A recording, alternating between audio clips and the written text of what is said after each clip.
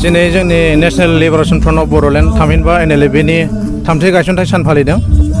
दा बाहाय जोङो गोसोआव एसे दुखु दाहा लानानैबाबो जोङो खुंफुंदों। मानो होनबा जोंहा जोंनि NLF आफादनि बिथां चिफ एम बाथा बिथाङा जोंहा जेलाव दंहैयो। दा बिथाङा जेलाव दंब्लाबो जोंनो मोजां मेसेज हरदों, नोंथांमोना आं गैयाबाबो मोजाङै खुंहै, बे खोथाखौ बुंदों। बेनि थाखाय जों खुंनाय जादों। आरो जोंहा बेराफारसे उदालगुरियाव जोबोद गाजा गोमजायै खुंदों। गोबां आलासिफोरखौ बिथांमोना हांख्रायदों। दा बेनिखायनो जोंनाव जोंनिफ्राय माखासे लिडारफ्राबो चेयारमेनाबो बुंथिग्रा चेयारमेन बिथाङाबो हजों उदालगुरियाव थांदों। दा बेनिखायनो जोङो बाखि जा लिडार दं बेखौ लानानै जोङो दिनै हाबाफारिखौ खुंफुंनाय जादों आरोखि। नोंथांमोना दिनैनि समाव सिजफायाराव दङ, सरकारजों सावरायनाया बेसेबां आगबाराय? जोङो सिजफायाराव दङ, नाथाय जोंनि सिजफायार दासिमबो फर्मेलि जायाखै। जोङो गोबां सरकारजों सावरायनाय स्कप लादों, नाथाय जोंखौ माखासे जोंखौ षड्यन्त्र बाहायनानै जोंखौ माखासे सावरायनो दासिमबो चान्स होआखै, सुजुग होआखै।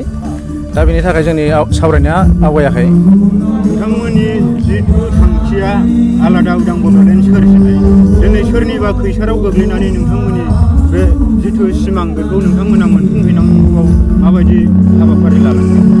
बेखौथ' जोंनि सारा बर' जाथियानो जोङो हास्थायनाय दङ। उदां बड'लेण्डखौ जोंनि साफ्रोमबो बर'नि थैयाव दङ।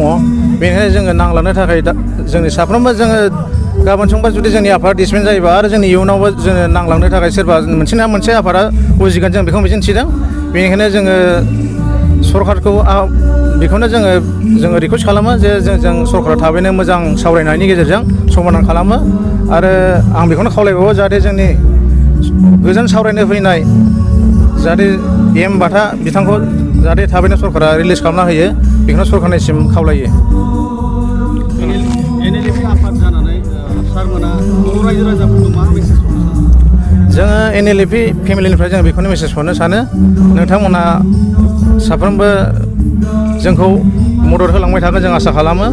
फैबाय थानाय समाव जोंनि गासिबो सावरायनाय